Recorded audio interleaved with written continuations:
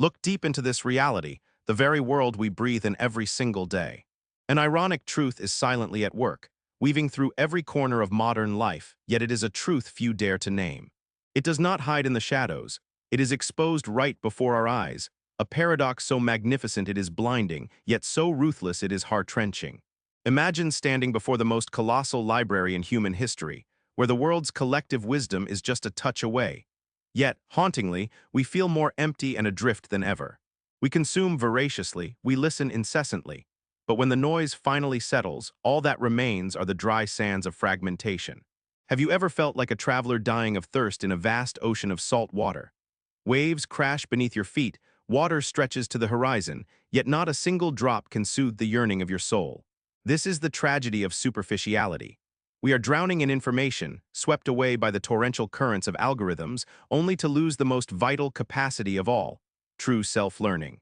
Self-learning is not the ability to memorize a clutter of trivial facts. It is the fine art of building a sophisticated filter, one that sifts through the dross to find the diamond of truth amidst the sludge of chaos. In the digital age, mastering the ability to learn is no longer a choice. It is a primal instinct for intellectual survival. Without it, you are a rudderless ship, tossed about by the will of others and the cold mechanics of code. We reside in a time where attention has become the most expensive currency. Every day, the brain is forced to process a data load equivalent to hundreds of newspapers, each vying for a precious second of focus. This explosion has birthed a generation that knows everything but understands nothing deeply. We can recite the latest trends from across the globe, yet we stand paralyzed when facing the core essence of our own lives. The trap of convenience has deceived us into believing that collecting information is the same as learning. We save dozens of articles for later and enroll in courses like relics of a fleeting ambition, only for them to sit in guilty silence. Suffocation by knowledge does not grant wisdom. It brings only chronic fatigue and the haunting sense of falling behind.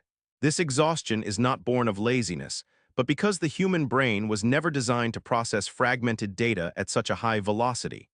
We are being forced to operate like computers with limited cache, leading to cognitive burnout. When attention is shattered into 1,000 shards, the capacity for deep thought and creative connection begins to wither. It is time to pause, to breathe deeply, and to realize that true learning requires stillness, a space for knowledge to germinate and take root in the soul, rather than being a mere streak of light across the surface of consciousness. Look back through time to Leonardo da Vinci, a man who turned self-learning into a personal religion. We often mistake him for a born genius, but in reality, Leonardo was an illegitimate son denied a formal academic education. He called himself an unlettered man because he did not know Latin, the language of the elite. Yet that very exclusion forced him to build a unique intellectual filter through the power of absolute observation. In his dense notebooks, he didn't just record, he questioned everything. Why is the sky blue? Why is a woodpecker's tongue so long? He did not collect information passively, he absorbed it. To understand anatomy, he performed dozens of dissections in dark, cold cellars. He spent years observing water swirling around a stone to grasp the laws of dynamics. His moments of epiphany were not sudden bolts of lightning, but the result of long-term accumulation, the moment he realized that everything in the universe is interconnected. Leonardo's story is proof that, when you possess a deep enough filter, the entire world becomes an open textbook, and no barrier can stop a soul hungry for the truth. Modern neuroscience calls this neuroplasticity. The brain is not a rigid block of stone, but a garden in constant flux. Every time you dive deep into something new, neurons connect, forging intellectual pathways. This process is reinforced by myelin, a protective insulation for neural fibers. When you practice deep focus, this myelin layer thickens, allowing signals to travel faster and more accurately. It is the physical foundation of mastery. However, our ancestral energy preservation mechanisms make us fear the strain of difficult learning. The brain accounts for little weight, but consumes 20% of the body's energy. Scrolling through social media is like eating empty calories. It offers instant satisfaction through dopamine. In contrast, deep learning is high-intensity labor that triggers discomfort. Procrastination is actually a defense mechanism of the amygdala, trying to avoid the pain of restructuring your thoughts. But if we understand that this difficulty is the very signal of growth, we can embrace the challenge with a transformed mindset. To build an intellectual filter, we must shatter the chains of the fixed mindset.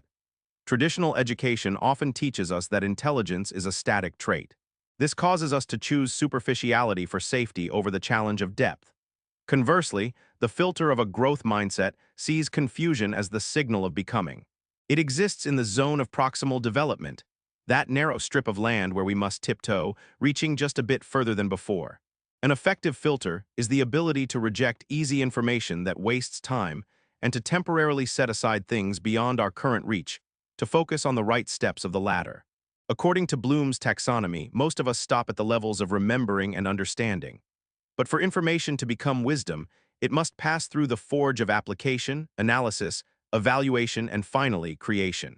If you do not bring what you learn into the fire of reflection and practice, it will remain alien data, never blending into the lifeblood of your intellect. In the silence of reflection, philosophy reminds us that self-learning is a path of self-refinement to perfect our humanity. Stoicism teaches us self-discipline. Is this within my control? Does this serve virtue? If not, walk away with indifference. Mindfulness in Buddhism helps us recognize the filters of the ego, which constantly distort the truth to protect self-complacency. To learn in mindfulness is to see things as they truly are with the mindset of an empty cup. Ultimately, the liberal spirit affirms that the supreme goal of learning is to liberate the human being from the manipulation of external forces. In the age of algorithms, if you do not build your own filter, the algorithm will build it for you. It will feed you what you want to see, not what you need to see to grow. Self-learning is the journey to reclaim the destiny of your mind. To achieve this, use concrete tools. First, the Feynman technique. Explain a complex concept in the language of a 10-year-old. If you cannot make it simple, you do not truly understand it. Second, the second brain. Do not just copy, connect. What does a piece of behavioral psychology have to do with economics? That intersection is where new knowledge is born. Third, spaced repetition. Learn a little, then pause to self-test. Actively pulling information out of the brain creates lasting memory grooves. Finally, set a priority filter. Before consuming any information, spend 30 seconds asking, does this serve my long-term goals?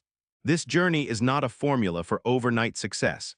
It is the quiet persistence of water carving through stone.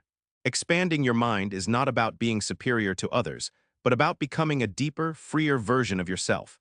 When you have your intellectual filter, you will see that the world is no longer a terrifying mess.